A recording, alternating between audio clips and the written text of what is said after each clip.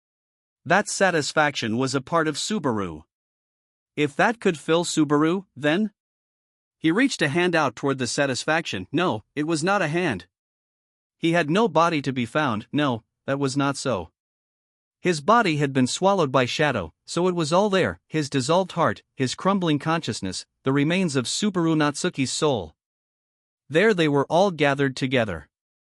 And in gathering them, he comprehended the reason why they were gathered. There was heat. Subaru Natsuki felt heat in the midst of his return. And so to a place completely different than that false satisfaction, he extended an arm, a right wrist. And then, in that darkness-colored world, a prayer-imbued handkerchief glimmered vividly. His consciousness floated upward. As if in struggling to reach the water's surface in search of oxygen, he frantically clawed against the darkness, desperately moving higher, higher. His consciousness was enshrouded in darkness. It was as if he had sunk into a swamp.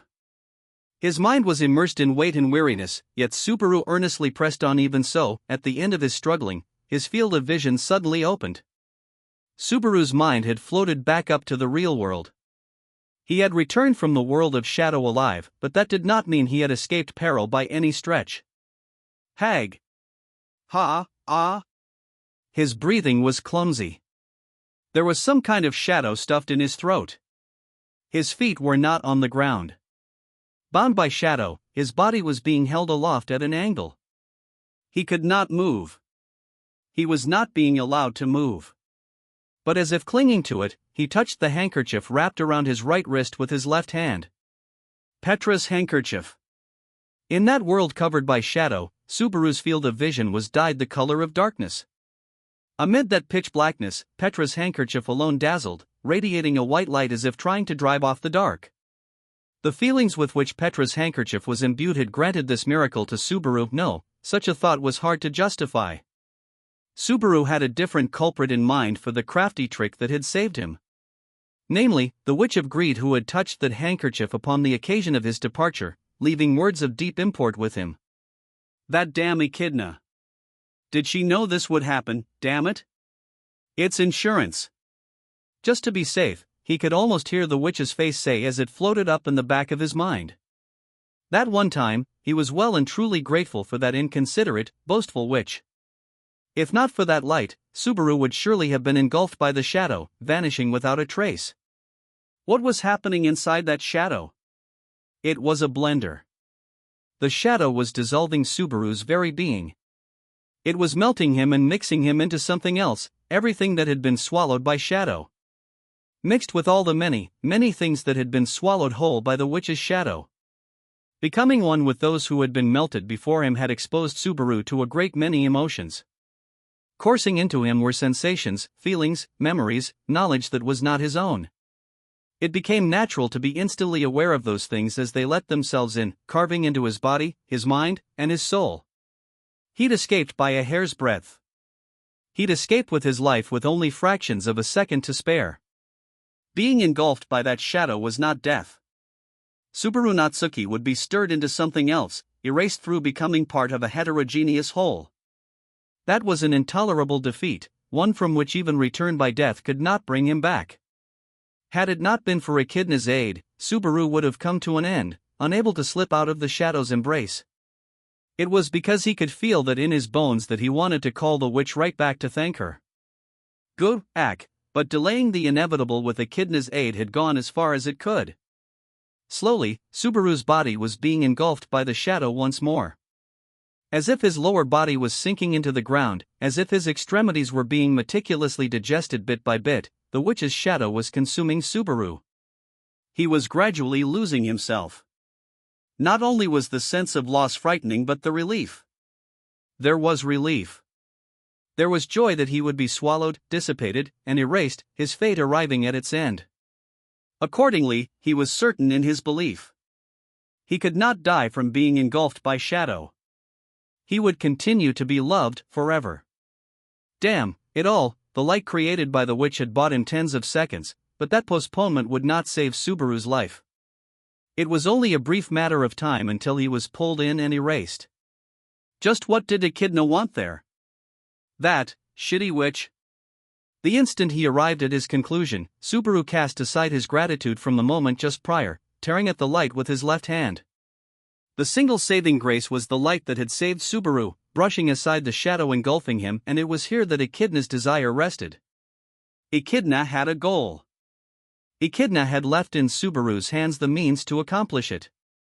It was a lifeline. A lifeline not for saving Subaru but to let him take his own life. As if sensing his tragic resolve, the light changed shape, transforming into a radiant dagger. She had no doubt thought it would be difficult to accomplish with nothing but a single handkerchief.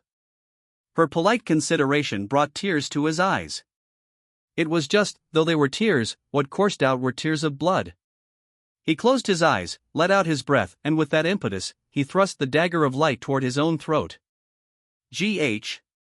Though the sharpness of the blade of light was unclear, it penetrated his windpipe with ease. Blood coursed backward into the fatal wound, and as it flowed from his throat down to his lungs, his consciousness began to drown. The protective charm of light was not a weapon. Echidna had put it in his hands so that he could take his own life.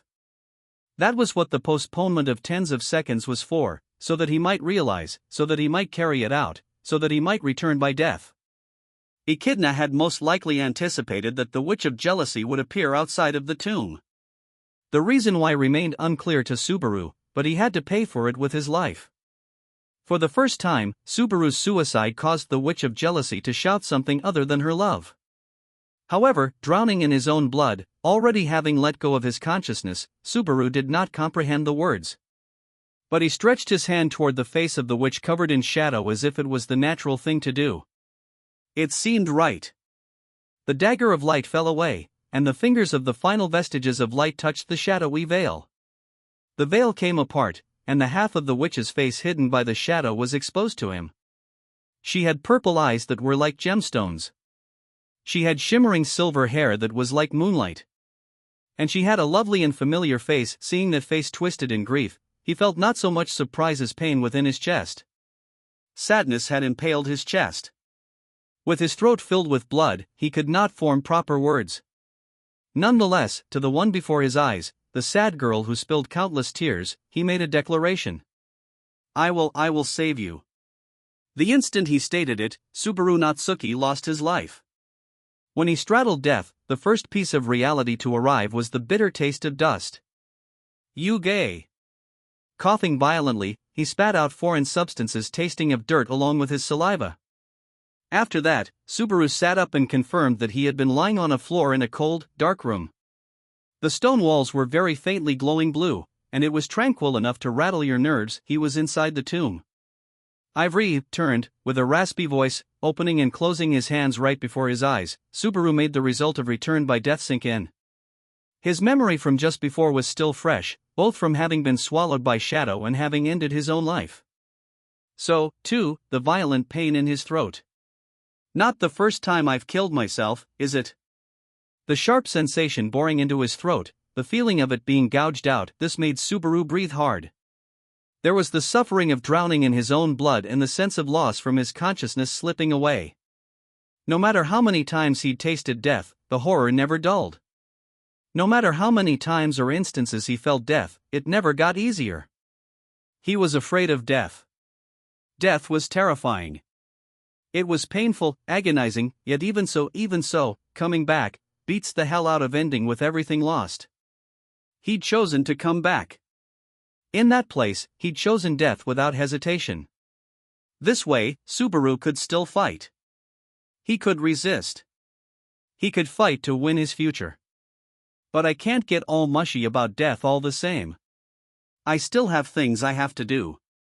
Gazing anew at those things he had to do, Subaru tried to calm the sound of his heart as he checked around. Having returned to the tomb, there was a silver-haired girl lying right at Subaru's side. This was the tomb, the starting point of return by death, where Amelia was continuing her nightmare about her past. He had to shake her slender shoulder and awaken her from that nightmare. Tell her she didn't have to go through those terrible thoughts anymore, gently embrace her. Those were the first things Subaru ought to do. Hence, as Amelia gasped in anguish, Subaru gently stretched a hand out toward her. The hell? There was a tiny tremble in his fingers as he tried to touch Amelia with them. Wondering what was up, he tried to stop the shaking in his fingers.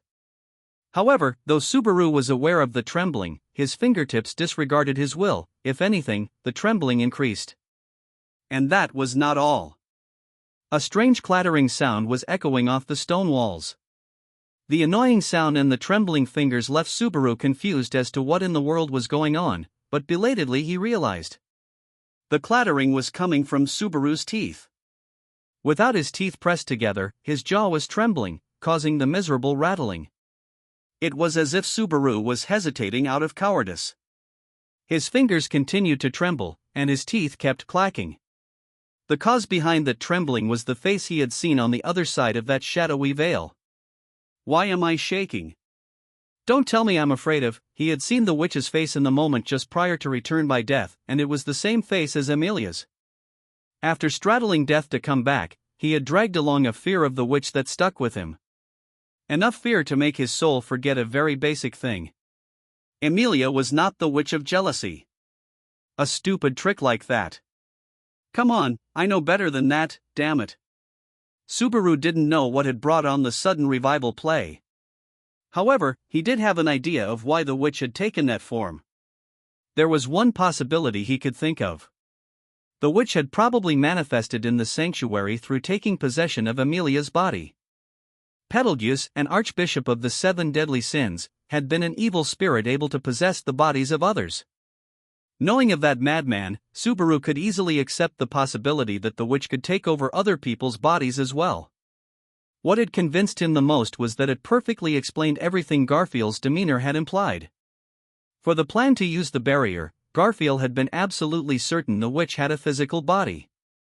Subaru's memory was also fresh that he had said he was sorry in advance just prior to the decisive battle against the witch. In other words, Garfield had seen the witch possess Emilia.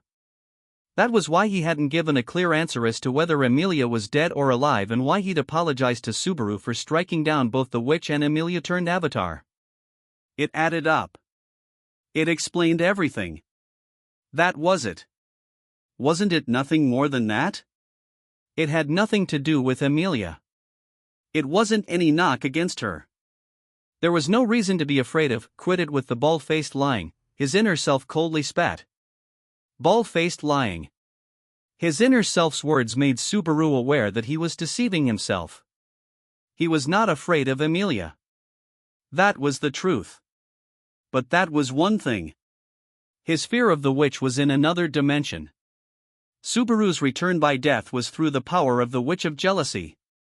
That was Subaru's opinion, and Echidna's had affirmed his own.